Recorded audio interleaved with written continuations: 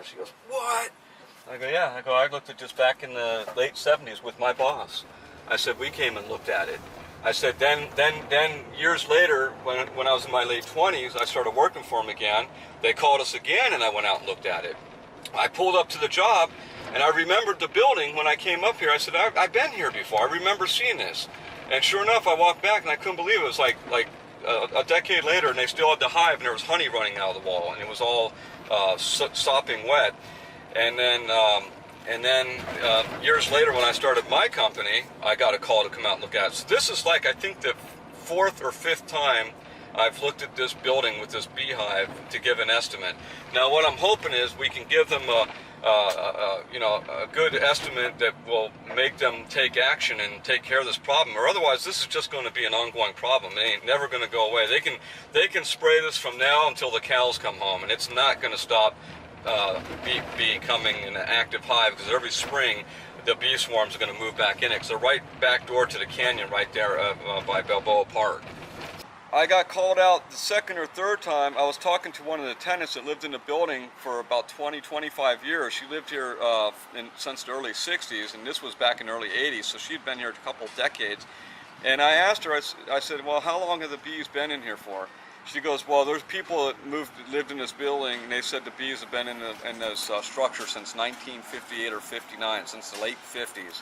So this hive's been in here for ages, and it's still in the wall, it's or roof, or wherever it's located. But if you look, you can see it actually extends right outside of the roof there.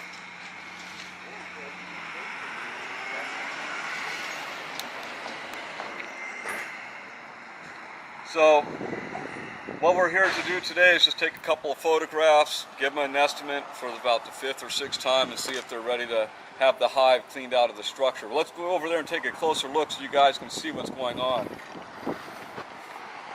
If you look at the wall here, you can see the stains where the cracks are. That's where the honey is running down through.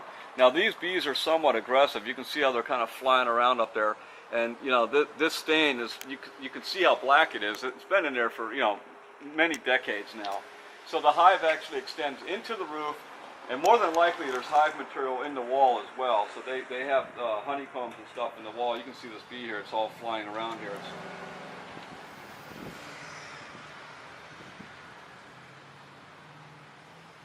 So you think that hive runs all the way down?